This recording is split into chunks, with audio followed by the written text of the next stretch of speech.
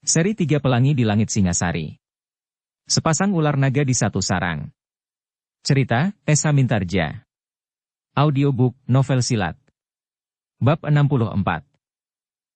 Sanggadaru pun kemudian melintasi halaman menuju ke seberang longkangan dan memasuki sebuah rumah samping.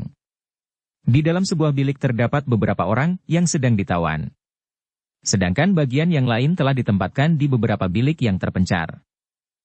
Empu Sanggadaru dan Mahisa Bungalan mendekati pintu bilik yang tertutup rapat dan diselarak kuat-kuat itu.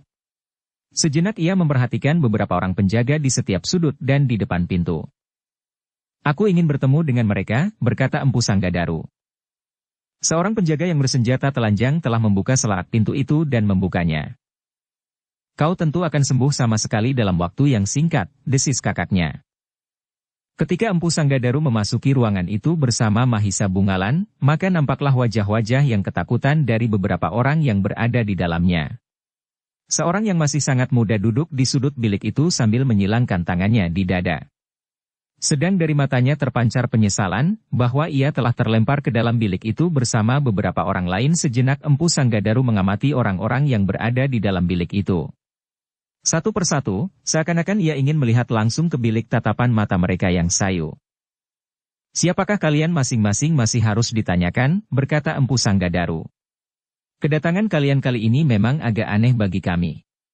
Jika di antara kalian terdapat orang-orang berilmu hitam, tetapi kenapa di antara kalian terdapat pula Linggadadi yang bergelar pembunuh orang-orang berilmu hitam?"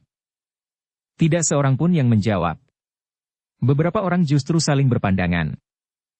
"Aku memang tidak bertanya kepadamu dan menunggu jawabanmu sekarang," berkata Empu Sanggadaru. "Tetapi besok aku akan mulai dengan orang yang pertama. Aku ingin bertanya kepada kalian seorang demi seorang. Mudah-mudahan kalian masih akan kami dorong masuk kembali ke dalam bilik masing-masing." Kata-kata itu sungguh telah menggetarkan dada mereka. Menurut pengalaman yang mereka lakukan, maka mereka telah memperlakukan tawanan-tawanan mereka sekehendak hati. Orang-orang berilmu hitam kadang-kadang telah mempergunakan tawanan-tawanannya untuk korban di saat purnama naik. Sedang orang-orang Mahibit sering dengan sengaja memperlakukan tawanan mereka dengan tindakan yang aneh-aneh sekedar untuk mendapatkan kesenangan dan kepuasan atas sengsara dan penderitaan orang lain. Sejenak Empu Sanggadaru masih berdiri di pintu sambil memandang orang-orang yang ada di dalam bilik itu. Namun sejenak kemudian wajah-wajah itu pun segera menunduk dalam-dalam. "Kau tentu sudah tahu bahwa Linggadadi telah terbunuh dan Empu Baladatu terluka parah, yang barangkali akan memerlukan waktu yang lama sekali untuk menyembuhkannya," berkata Empu Sanggadaru kemudian. "Sehingga karena itu, kami tidak akan dapat menanyakan apapun kepada mereka. Itulah sebabnya kami memerlukan kalian.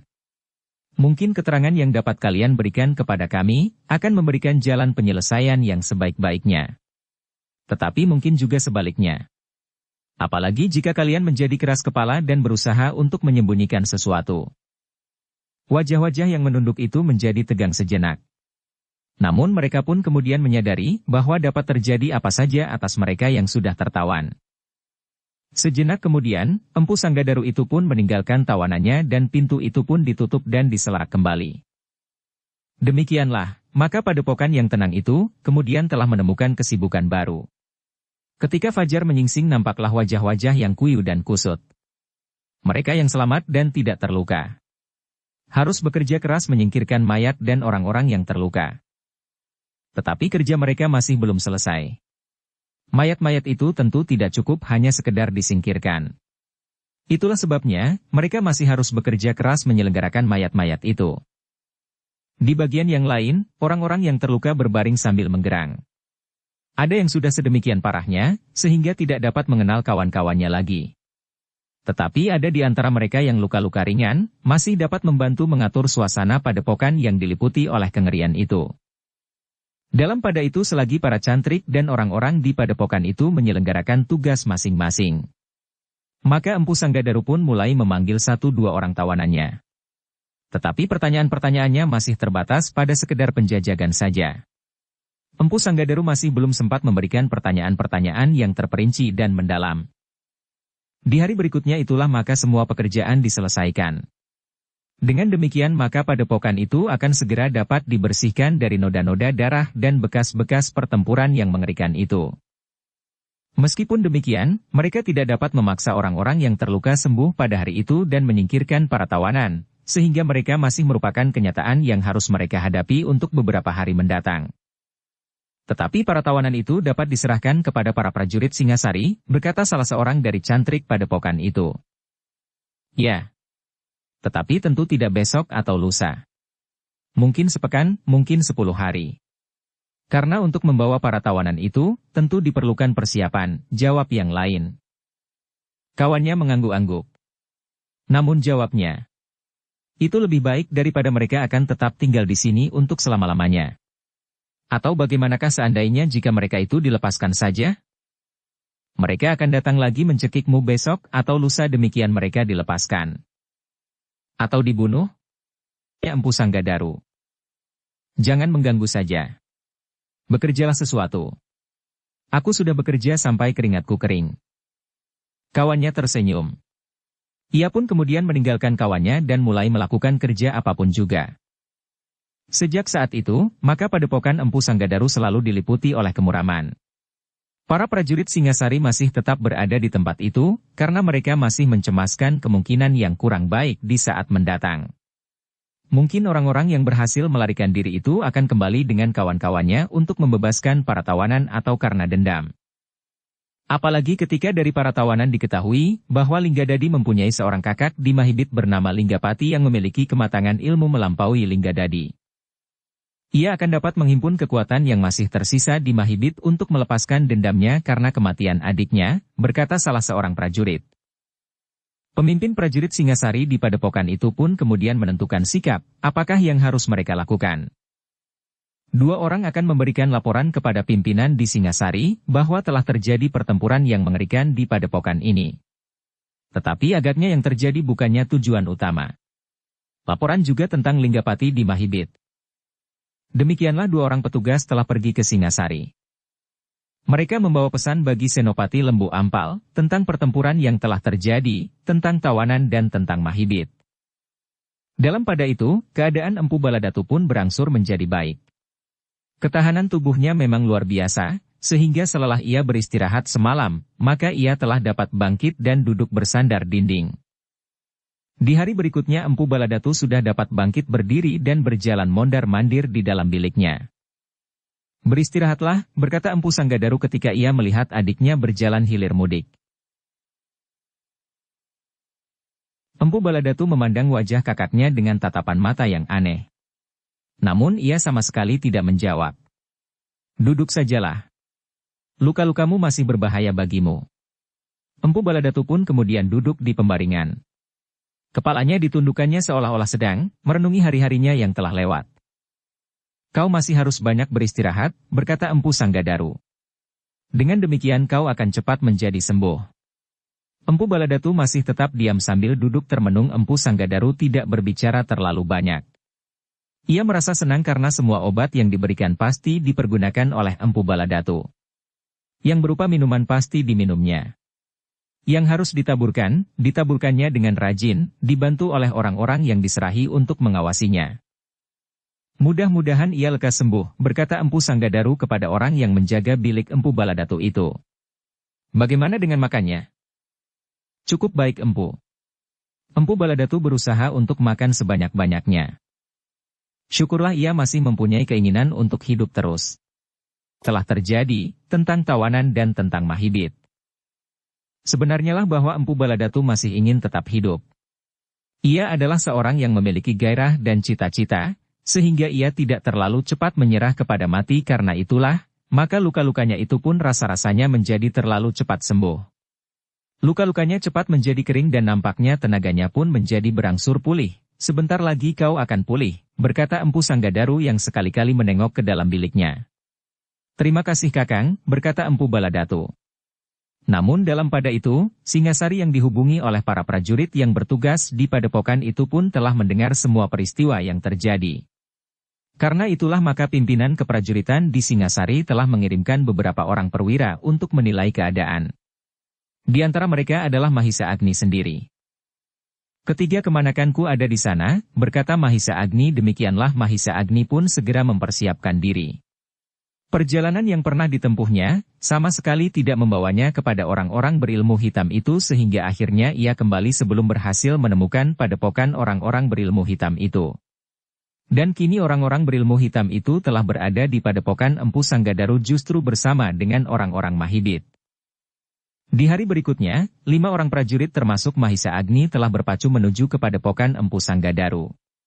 Kehadirannya itu telah diberitahukan lebih dahulu kepada para pemimpin prajurit di padepokan Empu Sanggadaru sehingga mereka pun segera bersiap untuk menyambutnya.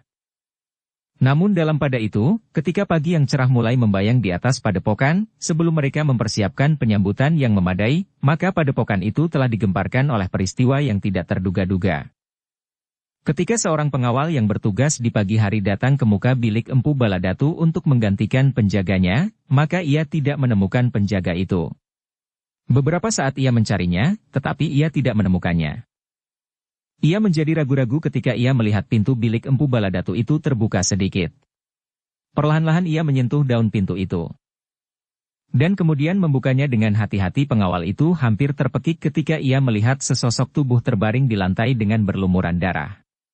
Dengan tergesa-gesa ia mendekatinya. Ternyata orang itu adalah kawannya yang akan digantikannya. Kegemparan itu pun segera menjalar. Ketika Empu Sanggadaru, Mahisa Bungalan, Mahisa Pukat dan Mahisa Murti mendengarnya, maka mereka pun segera berlari-lari ke dalam bilik itu. Sebenarnya lah yang mereka jumpai adalah sesosok mayat yang dadanya pecah, dan tulang iganya berpatahan. Terdengar Empu Sanggadaru menggeretakkan giginya. Ketika ia mengangkat wajahnya, betapa matanya bagaikan membara menahan kemarahannya. Baladatu benar-benar telah menjadi gila, geramnya. Mahisa Bungalan menarik nafas dalam-dalam. Ia pun sadar bahwa perbuatan itu tentu dilakukan oleh Empu Baladatu. Dan sudah tentu bahwa Empu Baladatu telah melarikan diri dari padepokan itu. Aku menyesal, berkata Empu Sanggadaru dengan nada yang dalam dan gemetar karena kemarahan yang menghentak-hentak. Ia adalah satu-satunya adikku. Aku mencoba untuk melunakkan hatinya. Tetapi ternyata ia telah berbuat gila di padepokanku ini. Tidak seorang pun yang menyahut. Tetapi kekesalan telah membayang di setiap wajah. Jika aku mengerti bahwa ia akan melarikan diri, aku tentu sudah membunuhnya, sambung Empu Sanggadaru. Adalah kesalahanku bahwa aku terlalu percaya kepadanya. Tentu ia dengan mudah dapat melarikan diri, karena aku memang tidak menempatkan penjagaan yang memadai. Aku kira ia menyadari kesalahan yang sudah dilakukannya. Setiap aku menemuinya di dalam bilik ini, nampaknya ia sudah menyesal dan bertobat.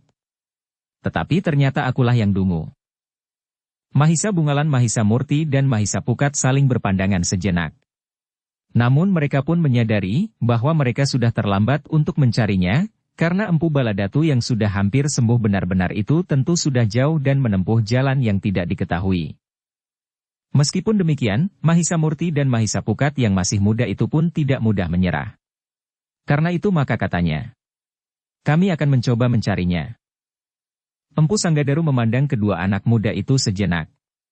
Namun kemudian ia pun menggelengkan kepalanya sambil berkata, tidak usah anak mas. Kita belum mengetahui dengan pasti, apakah orang-orang yang melarikan diri dalam pertempuran yang telah terjadi itu tidak akan datang lagi membawa kawan yang lebih banyak. Khususnya orang-orang Mahibit. Mungkin mereka sekedar ingin melepaskan dendam, tetapi mungkin juga mereka ingin melepaskan kawan-kawan mereka yang tertawan. Mahisa Bungalan pun mengangguk sambil menyambung. Memang, keadaannya masih belum dapat kita ketahui dengan pasti. Adalah berbahaya sekali jika kau berdua akan pergi mencarinya. Mahisa Murti dan Mahisa Pukat termangu-mangu sejenak. Kemudian terdengar Mahisa Murti berkata, tetapi apakah kita akan membiarkannya melarikan diri? Tentu kita akan mencarinya. Tetapi dengan perhitungan yang cukup, tidak dengan tergesa-gesa, berkata Mahisa Bungalan. Mahisa Murti dan Mahisa Pukat tidak menjawab lagi. Ia pun kemudian mengerti bahwa mencari Empu Baladatu tentu memerlukan banyak pertimbangan. Ia tentu sudah agak lama menanggalkan padepokan itu. Dan tidak seorang pun yang dapat menduga ke arah manakah ia pergi. Selebihnya, seperti yang dikatakan oleh Empu Sanggadaru dan Mahisa Bungalan. Keadaannya akan dapat berbahaya sekali. Dengan demikian, maka yang dilakukan oleh orang-orang di padepokan itu adalah sekedar mengumpat-umpat dan kemudian duduk sambil membicarakan kemungkinan-kemungkinan yang dapat terjadi. Jika prajurit Singasari itu datang, mereka tidak akan dapat menemukan Empu Baladatu lagi di sini, berkata Mahisa Bungalan. Empu Sanggadaru mengangguk-angguk. Katanya. Tentu itu pun masuk perhitungan Baladatu. Ia tidak mau jatuh ke tangan prajurit-prajurit Singasari yang sudah lama mencarinya. Ia tentu membayangkan, apakah yang akan dialaminya jika ia berada di tangan para prajurit. Sebenarnya ia tidak akan mengalami apapun juga, sahut Mahisa Bungalan. Ia mendapat gambaran yang salah tentang prajurit Singasari, sambung Mahisa Pukat. Empu Sanggadaru mengangguk-angguk lagi. Sekilas dipandanginya pemimpin prajurit Singasari yang berada di padepokan itu. Kemudian katanya, aku menjadi cemas, bahwa prajurit Singasari akan menjadi salah paham, kenapa? Bertanya Mahisa Bungalan. Mungkin mereka menyangka, bahwa aku sengaja melepaskannya. Pemimpin prajurit Singasari yang berada di padepokan itu pun kemudian menyahut, Empu terlalu cemas terhadap sikap para prajurit. Empu Sanggadaru termangu-mangu sejenak. Kami menjadi saksi, sambung pemimpin prajurit Singasari itu, lalu. Empu sudah melakukan sejauh dapat kau lakukan. Jika yang terjadi itu bukan yang kita kehendaki, itu adalah di luar kemampuan kita semua. Empu Baladatu benar-benar tidak tahu diri. Sehingga sudah barang tentu, ia telah menyalahgunakan kepercayaan Empu terhadapnya. Itulah yang aku cemaskan. Kelengahanku dapat dianggap sebagai suatu kesempatan baginya. Pemimpin prajurit itu menggeleng. Tidak Empu. Tentu tidak akan ada anggapan yang demikian. Aku tidak menempatkan penjagaan yang kuat, sehingga Baladatu dapat melarikan diri. Memang penjaga yang terbunuh itu tidak berarti apa-apa baginya. Tetapi Empu harus percaya kepada kami yang akan dapat menjadi saksi, sahut Mahisa Bungalan. Empu Sanggadaru menarik nafas dalam-dalam. Dengan nada datar ia berkata, terima kasih. Mudah-mudahan mereka percaya, bahwa kepergian Baladatu bukannya karena keselamatan yang aku berikan. Tetapi karena kelengahanku semata-mata. Aku berharap bahwa Baladatu akan menerima kenyataan tentang dirinya, dan bahwa aku adalah satu-satunya saudara tuanya. Ilmunya telah mempengaruhi watak dan pandangan hidupnya, berkata Mahisa Bungalan. Agaknya tidak ada lagi ikatan unggah-ungguh dan ikatan yang dapat mengekang perasaannya. Juga hubungan keluarga tidak berarti sama sekali. Sehingga ia dapat melakukan apa saja untuk mencapai maksudnya tanpa ragu-ragu. Empu Sanggadaru menarik nafas dalam-dalam. Katanya, ia adalah satu-satunya adikku. Tetapi cara hidupnya tidak lagi dapat diharapkan bahwa ia akan menjadi baik dan menyadari segala kekurangannya. Empu Sanggadaru tidak menyahut. Tetapi wajahnya diliputi oleh keraguan-raguan dan penyesalan yang tidak ada taranya. Bukan saja karena Empu Baladatu telah melarikan diri sambil membunuh seorang anak buahnya, sehingga dengan demikian banyak tanggapan akan dapat diberikan terhadapnya, justru karena Empu Baladatu adalah adiknya. Sementara itu, sekelompok prajurit Singasari memang sedang dalam perjalanan menuju ke padepokan Empu Sanggadaru. Mereka mengharap bahwa mereka akan dapat bertemu dengan orang terpenting dari lingkungan orang berilmu hitam. Meskipun tidak terlalu cepat, sekelompok prajurit itu pun berpacu menuju ke padepokan Empu Sanggadaru. Bagi mereka tertangkapnya Empu Baladatu merupakan peristiwa yang cukup penting, karena dengan demikian, maka semua rahasia orang berilmu hitam itu akan dapat terungkap. Ketika mereka kemudian sampai di padepokan Empu Sanggadaru, maka mereka telah disongsong oleh Empu Sanggadaru sendiri, Mahisa Bungalan, Mahisa Pukat dan Mahisa Murti, pemimpin prajurit Singasari di padepokan itu dan beberapa pengawal kepercayaan Empu Sanggadaru. Dengan dada yang berdebar-debar Empu Sanggadaru mempersilahkan mereka naik ke pendapa dan duduk melingkar di atas tikar pandan yang putih bergaris-garis hitam. Setelah tegur sapa tentang keselamatan masing-masing maka pembicaraan mereka pun langsung sampai kepada peristiwa yang telah terjadi di padepokan Empu Sanggadaru itu. Pertempuran itu tentu terjadi sangat sengit, desis Mahisa Agni. Empu Sanggadaru menarik nafas dalam-dalam. Jawabnya agak ragu. Demikianlah agaknya yang telah terjadi pada padepokan ini, meskipun barangkali tidak berarti apa bagi para senopati di Singasari. Mahisa Agni menarik nafas panjang. Sekilas dilihatnya anak-anak muda anak Mahendra duduk sambil menundukkan kepala mereka. Tentu mereka ikut menentukan akhir dari pertempuran yang telah terjadi di padepokan ini, desis Mahisa Agni di dalam hatinya. Dalam pada itu, seorang senopati prajurit Singasari yang datang bersama Mahisa Agni itu pun berkata, "Adalah perjuangan yang sangat berat bagi padepokan ini. Kami telah menerima laporan lengkap tentang jalannya pertempuran. Orang-orang berilmu hitam dan orang-orang Mahibit ingin menghancurkan padepokan ini dengan cara yang licik. Adalah kebetulan sekali bahwa kami dapat mengetahui kedatangan kedua kelompok itu. Unsur ketidaksengajaan dan kebetulan ikut memegang peranan dalam kemenangan kami. Sehingga karena itu, sama sekali bukan karena kemampuan kamilah yang telah menyebabkan kemenangan kami itu." Hadirnya prajurit Singasari di padepokan ini, serta ketiga anak-anak muda putra Mahendra itu pun ikut menentukan pula. Tanpa mereka padepokan ini akan menjadi karang abang. "Berterima kasihlah kepada Yang Maha Agung, karena yang kebetulan itu adalah perlindungannya," jawab Mahisa Agni. "Ya, sahut Empu Sanggadaru dengan serta-merta. Memang itu adalah belas kasihannya." Dalam pada itu, Mahisa Agni dan para prajurit dari Singasari pun kemudian minta diberi kesempatan untuk melihat akibat dari pertempuran itu. Mereka ingin melihat bekas-bekas pertempuran yang sudah hampir hilang sama sekali, dan melihat beberapa orang tawanan yang masih ada di dalam padepokan itu termasuk mereka yang terluka. Meskipun bekas pertempuran itu seakan-akan sudah tidak nampak lagi karena telah dibersihkan, namun Mahisa Agni masih melihat betapa serunya pertempuran yang terjadi di dalam dan di luar dinding padepokan. Apalagi ketika para prajurit itu melihat mereka yang terluka dan para tawanan. Sambil melihat-melihat di bekas arena dan para tawanan itulah, maka Empu Sanggadaru melaporkan bahwa adiknya, Empu Baladatu yang tertawan, telah melarikan diri setelah membunuh seorang penjaganya. Mahisa Agni mengerutkan keningnya mendengar laporan itu. Beberapa orang senopati yang pergi bersamanya termangu-mangu sejenak. Sepercik kecurigaan telah melonjak di dalam hati mereka. Ternyata Empu Sanggadaru melihat bayangan kecurigaan itu di sorot mata beberapa orang senopati, sehingga karena itu maka ia pun berkata, bahwa Baladatu sempat melarikan diri itu memang sesuatu yang dapat dianggap mustahil terjadi. Tetapi barangkali para prajurit yang berada di sini akan dapat memberikan kesaksiannya. Mahisa Agni lah yang kemudian menyahut, "Kami yakin bahwa yang terjadi itu tentu sebuah kecelakaan. Tetapi sudah barang tentu bahwa kepergian Empu Baladatu tidak akan dapat kita anggap sebagai suatu peristiwa yang dapat ditanggapi sambil lalu." "Ya, Senopati," sahut Empu Sanggadaru. "Kepergiannya membawa dendam dan kebencian.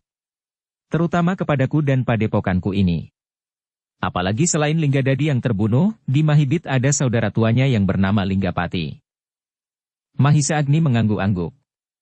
Katanya, "Mahibit memang perlu mendapat perhatian. Tetapi agaknya kepergian Empu Baladatu dan dendam Linggapati yang tentu akan mendengar berita tentang kematian adiknya itu, merupakan bahaya yang setiap saat dapat melanggar bukan saja padepokan ini, tetapi tentu juga ketenangan Singasari." "Ah," desa Empu Sanggadaru. "Apakah artinya mereka bagi Singasari?"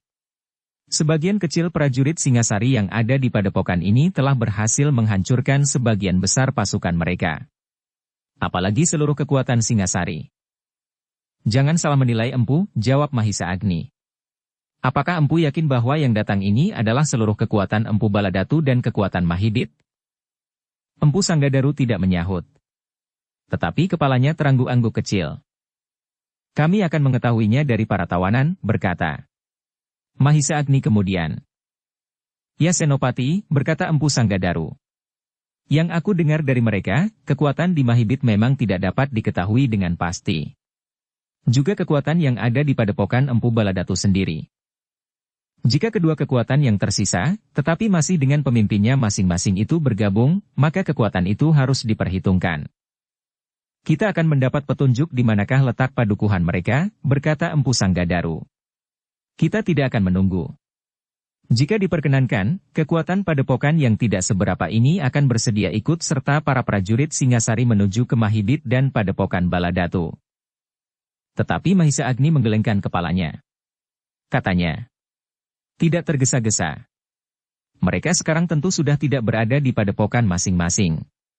Mereka menyadari bahwa beberapa orang mereka tertawan, sehingga mereka tentu akan mengambil sikap yang cepat untuk mengamankan kedudukan mereka. Empu Sanggadaru mengangguk-angguk. Katanya. Iya, iya. Agaknya memang demikian. Kita masih memerlukan waktu barang sehari untuk mempersiapkan diri. Semuanya akan direncanakan dengan cermat Empu. Sekarang kami ingin mendapat kesempatan untuk berbicara dengan para tawanan. Empu Sanggadaru menarik nafas dalam-dalam kemudian kepalanya terangguk-angguk kecil. Jawabnya. Baiklah Senopati. Silahkanlah. Mungkin ada hal-hal yang dapat kita jadikan pegangan. Aku sudah berbicara dengan mereka. Tetapi barangkali masih ada yang belum terucapkan. Mahisa Agni pun kemudian menemui beberapa orang tawanan. Beberapa lamanya ia berbicara dengan mereka. Seperti sikap dan pembawaannya, maka Mahisa Agni pun berbicara dengan sabar dan lembut. Tetapi justru sikapnya itu menumbuhkan berbagai tanggapan bagi para tawanan. Tetapi sebagian dari mereka justru menjadi gemetar. Mereka menyangka bahwa sikap itu adalah sikap pura-pura semata-mata. Jika dengan sikap pura-pura itu mereka masih menyembunyikan sesuatu, maka kemudian akan mereka alami perlakuan yang sebenarnya dari prajurit yang nampaknya ramah dan lembut itu. Dengan demikian, maka sebagian besar dari para tawanan itu tidak lagi menyembunyikan sesuatu. Apa yang ditanyakan oleh Mahisa Agni dijawabnya dengan jelas dan menurut pengenalan mereka sepenuhnya. Orang-orang Mahibit menceritakan apa yang mereka ketahui tentang Linggadadi dan Linggapati. Tentang padepokan yang tertutup tanpa pintu, tetapi sudah mereka tinggalkan, dan tentang padepokannya yang kemudian. Apakah padepokan yang baru itu juga tidak berpintu? Bertanya Mahisa Agni. Ya seperti itu. Padepokan yang baru itu juga tidak berpintu, jawab salah seorang dari orang Mahibit itu. Siapakah yang berhak tinggal di dalam padepokan itu? Memang itu adalah belas kasihannya. Orang-orang pilihan. Hanya 40 orang yang boleh tinggal di dalam padepokan yang tidak berpintu gerbang itu.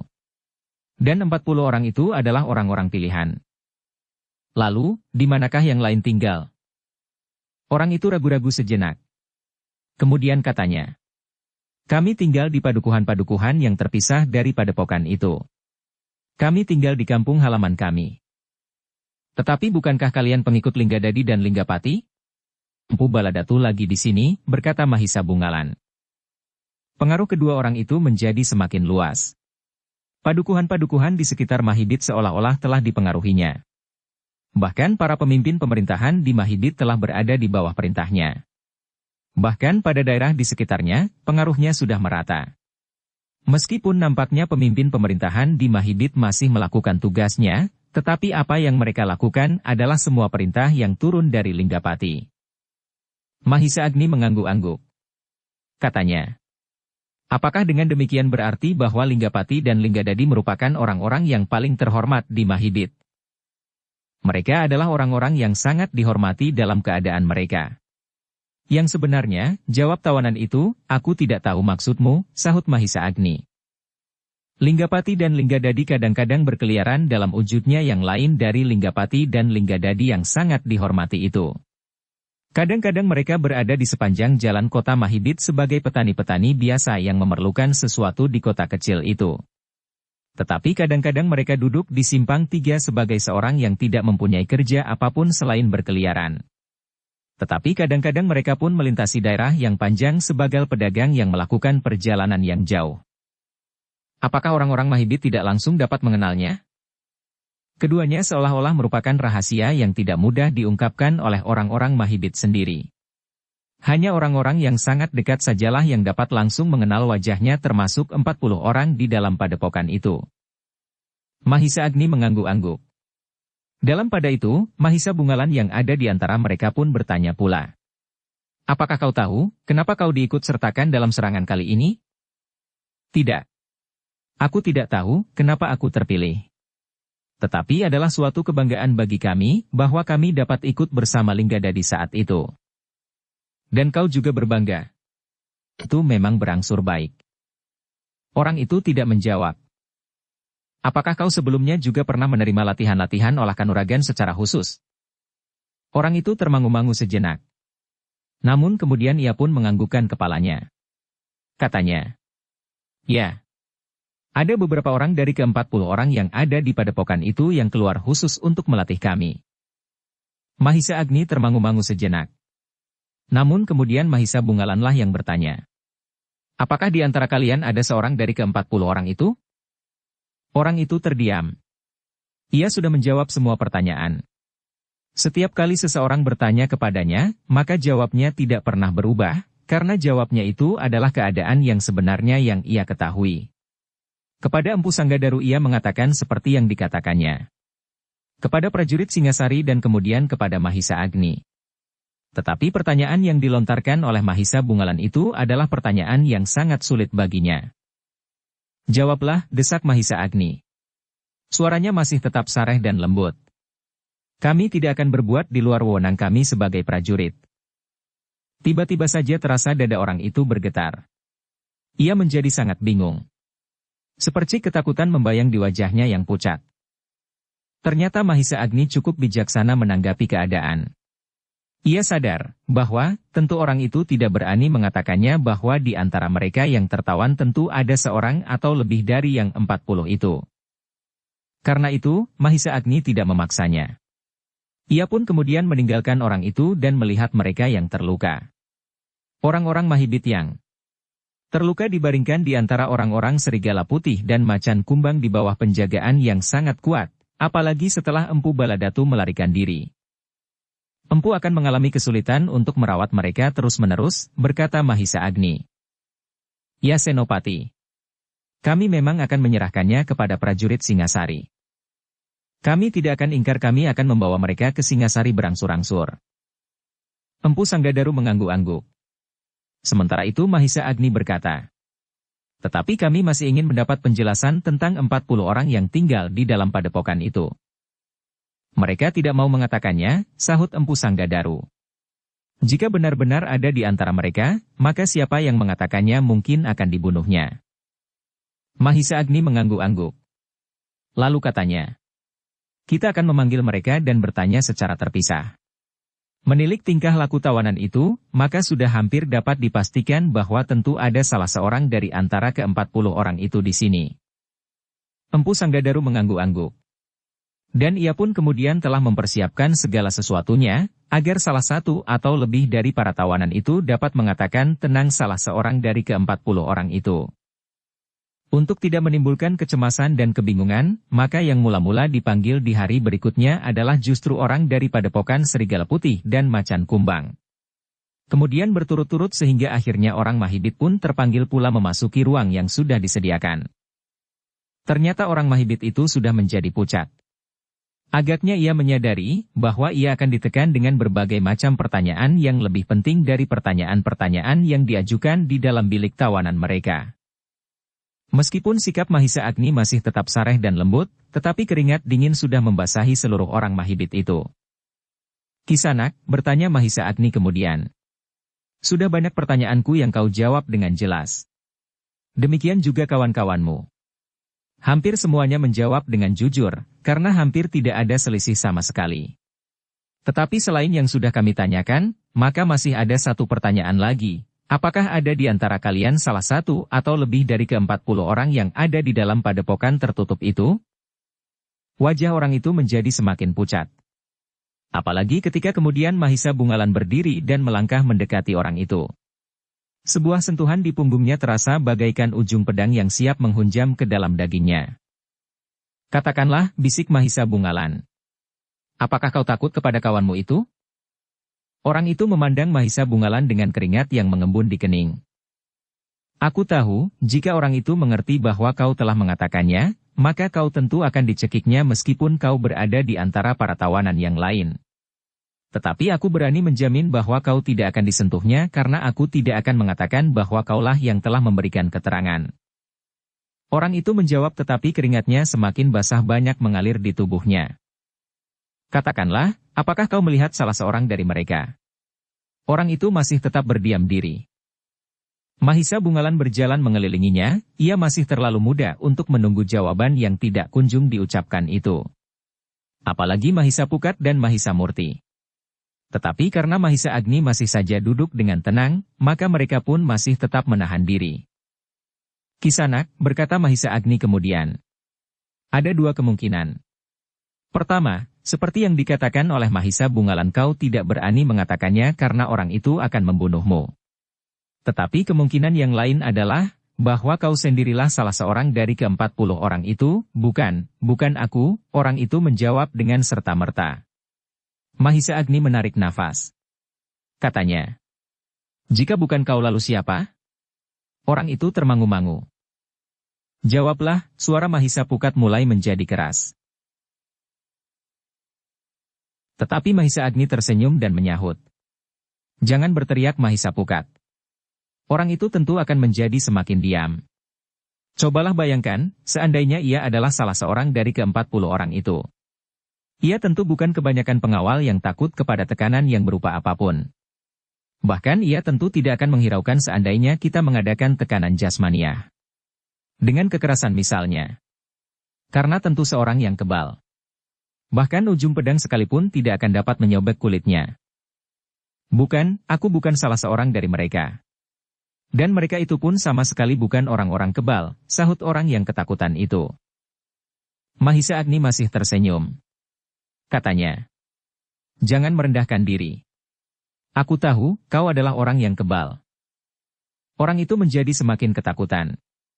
Senyuman Mahisa Agni bagaikan senyuman maut yang memanggilnya dari alam yang lain. Dan Mahisa Agni masih tetap tersenyum. Katanya, kau tentu tidak akan menjawab. Kau akan membuktikan kepada kami bahwa kau adalah orang yang kebal. Tidak. Sama sekali tidak. Jika aku orang yang kebal, aku tidak akan menyerah. Juga salah satu atau dua orang dari ke-40 orang itu tidak kebal, sehingga mereka pun harus menyerah. Kau tidak ingin menyerah. Seperti yang aku katakan. Kau hanya ingin menunjukkan kekebalanmu jika sekali kami menyentuh tubuhmu dengan senjata apapun juga, maka kau akan dengan bangga mengangkat kepala sambil berkata, aku orang kebal. Nah prajurit Singasari, lihatlah. Tidak. Tidak. Tetapi sudah tentu kami tidak akan mengecewakanmu. Kami ingin memenuhi keinginanmu agar dapat berbangga karena kekebalanmu. Tidak, jangan. Aku akan berbicara. Mahisa Pukat yang sudah berdiri tegak di hadapan orang itu mengerutkan keningnya. Bahkan hampir-hampir ia tidak menahan tertawanya meskipun ia menjadi kecewa bahwa ia tidak dapat membuktikan bahwa orang itu kebal. Mahisa Agni menarik nafas dalam-dalam katanya. Apakah kau akan berbicara tentang salah seorang dari ke-40 orang itu? Orang itu ragu-ragu sejenak. Namun kemudian ia pun mengangguk. Ya, aku akan berbicara. Mahisa Agni bergeser setapak. Katanya. Biarlah. Katakanlah. Selain kau, siapa lagi orang-orang yang termasuk 40 orang dari padepokan tertutup itu? Aku bukan. Oh, kau bukan. Dari 200 orang. Ya.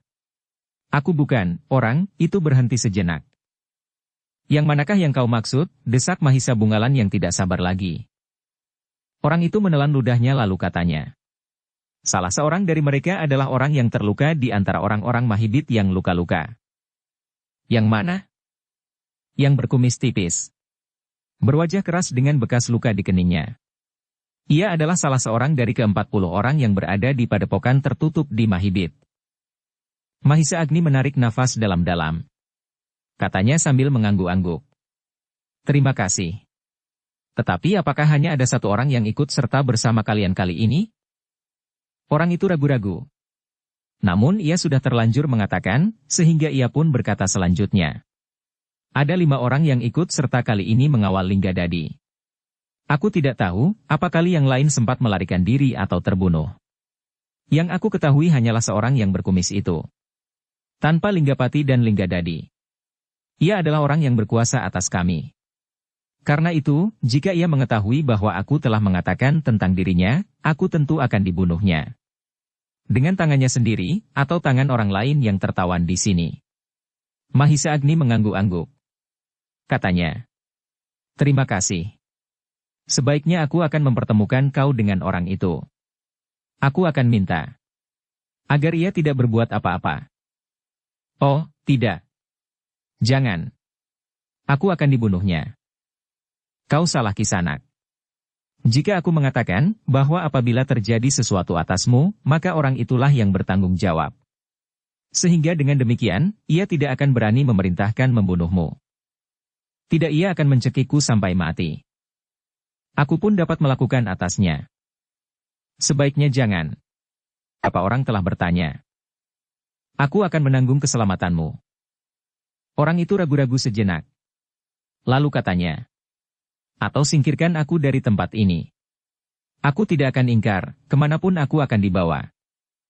Mahisa Agni tersenyum. Katanya. Baiklah. Aku akan merahasiakannya. Aku akan mencoba memperlakukan orang itu seolah-olah kami tidak mengetahui bahwa orang itu adalah salah satu dari 40 orang di dalam padepokan tertutup itu. Orang yang tertawan itu menarik nafas dalam-dalam lalu katanya. Terima kasih. Aku harap bahwa aku akan selamat meskipun aku harus dihukum oleh prajurit Singasari. Sebenarnya lah bahwa tidak ada keinginanku untuk melawan kekuasaan Singasari. Mahisa Agni tersenyum, sedang Mahisa Bungalan menjawab. Jika kau tidak ingin melawan, kenapa kau ikut bertempur? Tidak ada pilihan lain bagiku. Demikianlah maka orang itu pun dikembalikannya ke dalam tempat untuk menawannya. Dengan cara yang sama. Mahisa Agni mendapat keterangan dari 3 orang yang serupa, bahwa orang berkumis dan cacat di kening itu adalah salah seorang dari 40 orang di dalam lingkungan padepokan tertutup di Mahibit itu. Kita tidak dapat tergesa-gesa, berkata Mahisa Bungalan. Biarlah orang itu kami bawa lebih dahulu ke Singasari, sehingga penjagaan atasnya akan lebih terjamin. Empu Sanggadaru mengangguk-angguk. Katanya. Terserah kepada para senopati di Singasari. Aku hanya mengharap kelak mendapat keterangan yang akan dapat kami jadikan pegangan. Sebab dengan hilangnya Baladatu aku masih tetap cemas, bahwa ia akan datang mulai dengan kekuatan yang lebih besar. Ya empu. Dan untuk itu, kami akan tetap menempatkan prajurit Singasari di padepokan ini. Barangkali Mahisa Bungalan, Mahisa Pukat dan Mahisa Murti akan tetap tinggal di sini pula untuk sementara.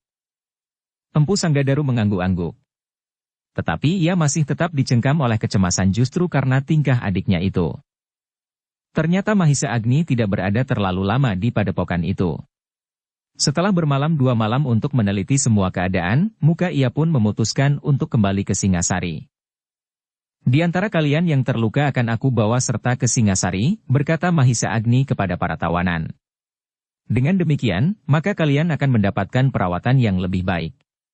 Tetapi sayang, bahwa mungkin tidak sekaligus semuanya dapat aku bawa serta.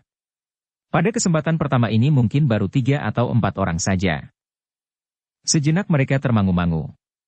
Namun orang berkumis dan cacat di kening itu tiba-tiba saja menyahut. Tentu yang terluka parah. Memang mereka memerlukan perawatan yang lebih baik. Tetapi Mahisa Agni menggelengkan kepalanya. Katanya. Sayang. Kali ini bukan mereka. Yang akan pergi bersamaku adalah mereka yang terluka meskipun nampaknya tidak begitu parah, tetapi membahayakan jiwanya. Atau mungkin cacat jiwa di sisa hidupnya.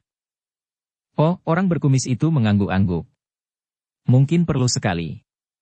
Untunglah bahwa aku sudah sembuh sama sekali. Kau sudah mulai hidup dalam hayalan, berkata Mahisa Agni sambil menunjukkan orang berkumis itu. Sehingga orang itu terkejut. Apakah maksud Senopati? Lukamu sangat berbahaya. Kau dipengaruhi oleh racun yang akan dapat membuat jiwamu cacat sepanjang umurmu. Kau sekarang sudah mulai dibayangi oleh hayalan yang berbahaya, kau sama sekali belum sembuh. Bahkan lukamu yang kecil itu akan menjadi semakin parah. Wajah orang itu menjadi tegang. Karanya. Jadi aku harus ikut ke Singasari? Ya. Kau dapat 2 atau 3 orang lain. Tetapi agaknya kaulah yang paling parah. Tidak, tiba-tiba saja orang itu meloncat berdiri. Aku tidak mau pergi ke Singasari. Aku sudah sembuh sama sekali. Hayalanmu membuat kau mengalami kejutan semacam itu. Tenanglah. Tidak. Bohong. Semuanya itu hanya sekedar cara untuk menipu aku. Aku tahu sekarang, tentu ada orang yang telah menunjukkan siapakah aku sebenarnya. Mahisa Agni pun menjadi tegang sejenak. Juga orang-orang Mahibit yang mendengar kata-kata itu. Apalagi mereka yang merasa telah mengatakan tentang orang berkumis itu. Kisanak, berkata Mahisa Agnisareh. Baiklah. Agaknya memang demikian. Tetapi kau tidak akan mengetahui siapakah yang telah mengatakan bahwa kau termasuk salah satu dari 40 orang yang tinggal di dalam dinding tertutup dan tanpa pintu sama sekali itu. Gila. Aku tentu akan menemukannya. Aku akan mencekiknya sampai mati. Jika aku tidak terluka dan pingsan, aku tidak akan menyerah dan menjadi tawanan seperti ini. Karena itu, sekarang, aku tidak lagi sedang pingsan. Meskipun aku masih terluka, namun aku akan bertempur melawan siapapun juga sampai mati, karena aku sadar bahwa prajurit-prajurit Singasari akan mengeroyokku. Empu Sanggadaru mengerutkan keningnya. Kekecewaannya atas hilangnya Empu Baladatu masih saja mencengkamnya. Dan kini ia mendengar orang Mahibit itu berteriak dengan sombongnya, tetapi ia heran ketika ia melihat Mahisa Agni masih saja tersenyum. Sambil berkata, "Jangan terlalu sombong Kisanak. Itu tidak baik. Apakah untungnya mati dikeroyok orang banyak? Lebih baik ikut sajalah kami ke Singasari. Kami akan mengobati luka-lukamu, dan sudah tentu kami ingin mendengar beberapa keterangan tentang Mahibit itu pun sudah bukan merupakan rahasia lagi, karena sebagian dari padepokanmu yang tertutup itu sudah terbaca oleh petugas-petugas sandi sejak lama." Mungkin Linggapati menyadari, sehingga ia telah memindahkan padepokannya dari ujung kota Mahibit ke tempatnya yang sekarang. Orang itu termangu-mangu sejenak. Ia pun menjadi heran bahwa Mahisa Agni itu masih saja bersikap acuh tidak acuh. Senapati tua ini benar-benar seorang yang memiliki kemampuan di luar kemampuan manusia, berkata orang itu di dalam hatinya karena ia pernah mendengar nama Mahisa Agni. Sudahlah. Kita akan berangkat. Kau akan mendapat seekor kuda khusus. Demikian pula 2 orang kawanmu. Pilihlah, siapakah yang akan kau ajak untuk menemanimu? Sejenak orang itu termangu-mangu. Namun kemudian katanya, "Tidak. Aku akan mati di sini." "Kenapa kau memilih mati?" "Aku tahu, 40 orang yang berada di dalam lingkungan dinding tertutup itu tentu sudah bersumpah untuk tidak membocorkan rahasia padepokannya. Baiklah. Kami tidak akan memaksa.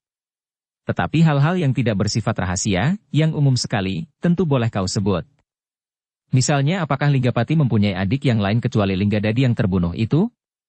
"Persetan." Mahisa Agni tertawa. Katanya, "Kau memang keras kepala. Tetapi agaknya kau memang telah dibentuk demikian. Seperti juga Empu Baladatu yang melarikan diri setelah membunuh penjaganya. Hi. Apakah kau juga merencanakannya?" Bagaikan senyuman maut yang memanggilnya dari alam yang lain. "Cukup. Cukup pertanyaanmu membuat aku muak. Jangan membentak Kisanak. Aku orang tua. Tidak baik dilihat orang. Kau masih terlalu muda untuk membentak aku." "Senapati," tiba-tiba saja Empu Sanggadaru memotong. "Aku akan menyelesaikannya. Kepergian Empu Baladatu aku hampir gila. Mungkin orang ini akan dapat mengurangi ketegangan otakku." Mahisa Agni tersenyum. Ia dapat mengerti betapa hati Empu Sanggadaru bagaikan diguncang oleh kekecewaan, marah dan penyesalan yang bercampur haru. Namun demikian Mahisa Agni mendekatinya sambil berkata, "Empu sudah menunjukkan sikap dan budi yang luhur. Karena itu, biarlah Empu tetap pada sikap itu. Serahkan orang ini kepadaku." Empu Sanggadaru menarik nafas dalam-dalam. Kepalanya pun tertunduk meskipun terasa hatinya bergejolak. Yang hampir tidak dapat dicegah lagi adalah Mahisa Murti. Dengan serta-merta ia meloncat sambil berkata, "Paman, biarlah aku membuktikan. Apakah yang 40 orang di dalam padepokan tertutup itu benar-benar bukan manusia wantah?" Sekali lagi Mahisa Agni tersenyum katanya, "Siapakah yang mengatakan bahwa mereka bukannya manusia wantah?" Mahisa Murti menjadi bingung sejenak. Namun kemudian katanya, "Lihatlah bagaimana angkuh sikapnya." Seolah-olah ia membenarkan bahwa 40 orang di padepokan tanpa pintu itu memiliki ilmu yang tidak terjangkau oleh manusia di luar dinding padepokannya. Keangkuhan dan kesombongannya itulah yang justru menunjukkan bahwa ia adalah manusia sewajarnya. Dan kau tidak usah ikut menjadi sombong dan angkuh. Mahisa Murti termangu-mangu sejenak. Namun ia pun kemudian melangkah surut. Namun dalam pada itu, orang berkumis itu menjadi semakin marah, seolah-olah ia hanya sekedar menjadi bahan tertawaan bagi Mahisa Agni. Meskipun ia sudah pernah mendengar kebesaran namanya, tetapi kemarahannya telah membuatnya gelap hati. Apalagi ia merasa bahwa ia pun memiliki ilmu yang cukup. Tentu hanya karena kebetulan atau kelengahan, mungkin karena ada 2 atau 3 orang yang menyerangnya bersama-sama sehingga ia terluka dan pingsan sehingga ia tertawan. Karena itulah, maka ia pun tiba-tiba telah meloncat menerkam Senopati yang sudah menjadi semakin tua dan seolah-olah sama sekali tidak bersiaga itu. Mahisa Agni melihat serangan itu. Tetapi ia sama sekali tidak melakukan apapun juga. Karena ia pun melihat dalam waktu yang bersamaan Mahisa Bungalan lelah meloncat pula. 2 kekuatan telah berbenturan. Tetapi kedua kekuatan itu ternyata tidak berimbang. Mahisa Bungalan telah berhasil membunuh Linggadadi. Orang kedua di Mahibit. Apalagi salah seorang pengawalnya yang sudah terluka. Untunglah Mahisa Bungalan pun tidak melontarkan segenap kekuatannya. Ia menyadari bahwa dengan segenap kekuatannya maka orang itu tentu akan terbunuh. Dan itu berarti suatu kerugian bagi Singasari dalam keadaan yang gawat ini. Orang berkumis yang membentur kekuatan Mahisa Bungalan itu pun telah terlempar beberapa langkah. Dengan kerasnya ia terbanting di tanah. Orang itu masih berusaha untuk menggeliat dan bangkit. Tetapi ternyata bahwa kekuatannya bagaikan larut sama sekali. Selain oleh benturan yang keras melampaui ketahanan tubuhnya, juga karena luka-lukanya sendiri yang belum sembuh. Terdengar orang itu mengerang. Tetapi ia tidak pingsan. Mahisa Agni mendekatinya. Dengan hati-hati ia berjongkok di sampingnya. Pergi, pergi. Aku bunuh kau, geram orang itu. Kau benar-benar seorang laki-laki, desis Mahisa Agni. Kau keras hati dan pantang menyerah. Lebih baik aku mati daripada menyerah. Aku percaya bahwa kau bukan sekedar menyombongkan diri, jawab Mahisa Agni. Tetapi sayang sekali. Orang itu termangu-mangu. Seolah-olah ia ingin bertanya, apakah yang disayangkan oleh Mahisa Agni? Kisanak. Jika sifat jantanmu itu berada di jalan kebenaran, maka aku kira kita akan hidup sejahtera dan tenang. Setiap orang akan mendapatkan perlindungan apabila jumlah orang-orang jantan yang berada di jalan kebenaran semakin besar jumlahnya. Diam. Jangan gurui aku. Aku tidak perlu sesorahmu. Mahisa Agni menggeleng. Tidak Kisanak. Aku tidak sesorah. Aku mengatakan apa yang aku lihat sekarang. Seorang laki-laki jantan yang pantang menyerah. Yang lebih baik mati daripada menguncupkan tangannya. Kalau kau ingin membunuh sekarang, bunuhlah. Sayang sekali. Dengan demikian maka kita akan kehilangan. Meskipun kau memilih jalan sesat, tetapi padamu masih juga ada pilihan. Diam. Diam. Baiklah Kisanak. Aku akan diam. Dan kau akan segera diangkat ke dalam bilikmu. Setelah kau beristirahat sejenak, maka kau akan kami bawa ke Singasari. Kami akan menunjukkan kepada Sri Baginda di Singasari, bahwa sikap jantan seperti yang kau miliki ini perlu dibina pada setiap hati prajurit Singasari. Pantang menyerah dan tidak takut mati sama sekali. Tentu saja, ada yang harus disisihkan, yaitu kesesatanmu. Diam. Diam, setan. Mahisa Agni. Tetapi sayang sekali. Tentu kau yakin, bahwa kau telah memilih jalan yang paling baik, meskipun kau tahu bahwa itu salah. Karena ada orang yang berbuat kesalahan karena ia tidak mengetahui, tetapi ada yang melakukannya dengan sadar dan bahkan yakin seperti kau. Sehingga kesalahan yang kau yakini itu akan kau pertahankan sampai mati. Disinilah letak kesia-siaanmu. Setelah kau menjadi seorang laki-laki jantan yang memilih mati daripada menyerah, maka ternyata bahwa pilihannya itu adalah sia-sia. Wajah orang itu menjadi semakin tegang oleh kemarahan yang menghentak-hentak dadanya. Namun justru karena itu, maka mulutnya bagaikan tidak dapat mengucap lagi. Dipandanginya saja Mahisa Agni yang berjongkok di sampingnya kemudian berkata lagi. Camkanlah. Dan bertanyalah kepada dirimu sendiri. Jika kau mati karena keyakinanmu, apakah kematianmu itu mempunyai arti? Agaknya itulah tidak seimbang padamu. Kejantanan dan kesia-siaan. Orang itu tidak menjawab lagi. Betapapun jantungnya bagaikan bergelora. Mahisa Agni pun kemudian berdiri sambil berkata kepada Mahisa Pukat dan Mahisa Murti. Bawalah ia ke biliknya, aku akan bersiap-siap untuk berangkat. Setelah pernafasannya pulih, ia pun akan segera berangkat bersama kami. Ketika Mahisa Murti dan Mahisa Pukat mengangkat orang berkumis itu, ia sama sekali tidak berusaha untuk menolak. Dibiarkannya saja tangan kedua anak-anak muda itu mengangkatnya dan membawanya ke dalam baliknya. Sejenak orang itu masih terbaring. Beberapa orang kawannya menjadi sangat ketakutan karenanya. Mereka menyangka, jika orang itu nanti menjadi segar kembali, ia tentu akan marah dan membunuh setiap orang dari Mahibit yang dianggapnya telah membuka rahasianya. Tetapi ternyata setelah pernafasannya mulai teratur, dan perlahan-lahan mampu bangkit kembali, orang berkumis itu tidak menunjukkan gejala-gejala yang membahayakan kawanannya. Bahkan ia pun kemudian duduk saja di sudut sambil memeluk lututnya. Ternyata kata-kata Mahisa Agni telah menyentuh hatinya, ia mulai bertanya kepada diri sendiri, apakah jika benar-benar ia mati, kematiannya itu ada artinya? Tentu, ia menggeretakkan giginya.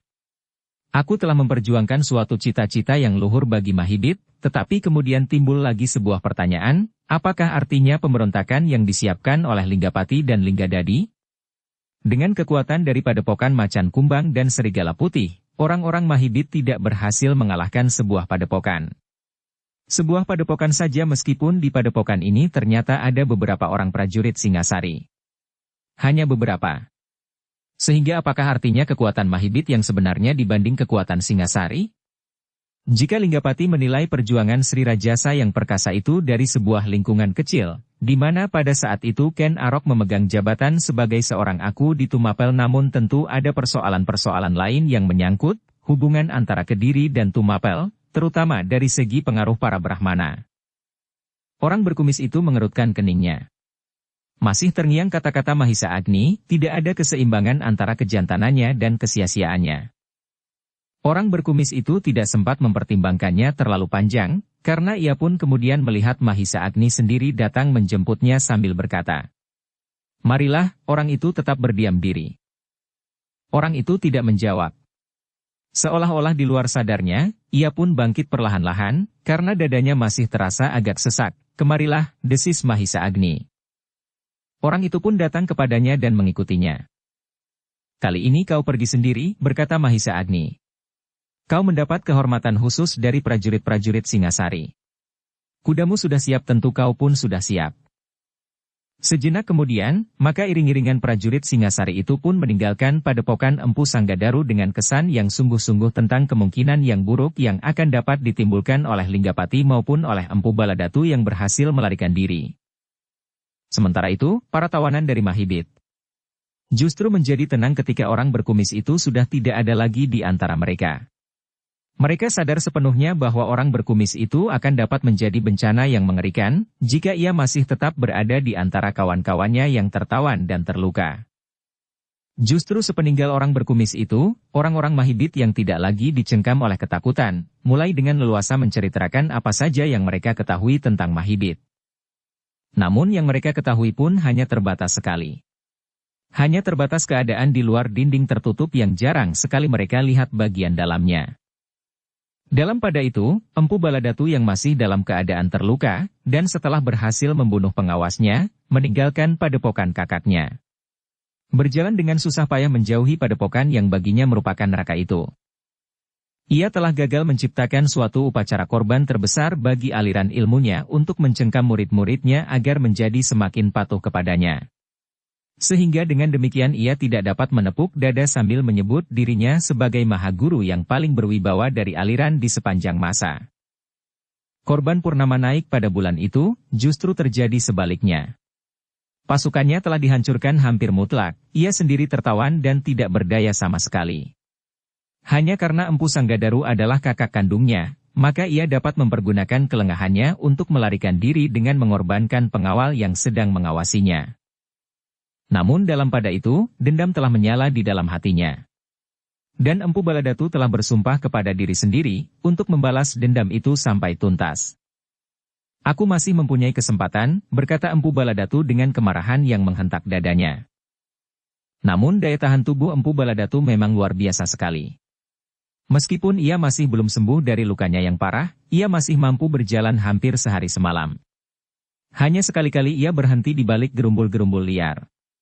Minum seteguk air dari sumber-sumber air di pinggir sungai, dan mencuri buah jagung muda di sawah atau akar ketela rambat.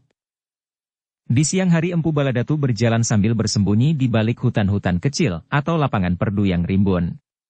Sedangkan di malam hari ia berjalan langsung menuju ke padepokannya yang jauh. Tetapi Empu Baladatu tidak mau berjalan terus.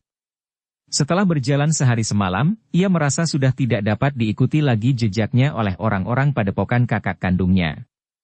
Karena itu, maka ia sempat beristirahat dan tidur hampir semalam suntuk di sebuah batu besar di pinggir sungai yang jarang didatangi oleh manusia. Meskipun ia masih dalam keadaan terluka, namun Empu Baladatu sama sekali tidak takut, seandainya ada seekor binatang buas yang mendatanginya di malam hari. Ia yakin bahwa telinganya masih mampu mendengar desir langkah kaki binatang itu di atas batu-batu kerikil sebelum mencapai batu besar di pinggir sungai itu.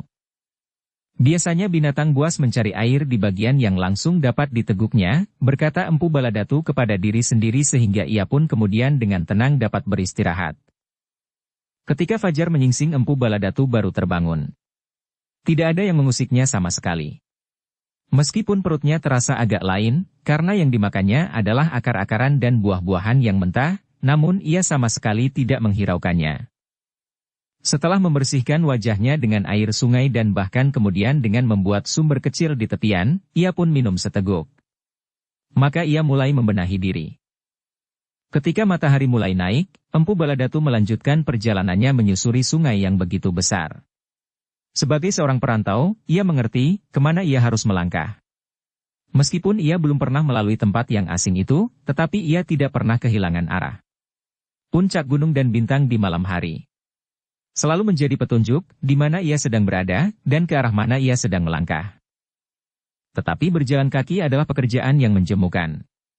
Ia lebih senang pergi berkuda. Kuda siapapun juga. Bersambung ke bab 65. Dukung kami dengan subscribe, follow, like, komen dan share. Terima kasih.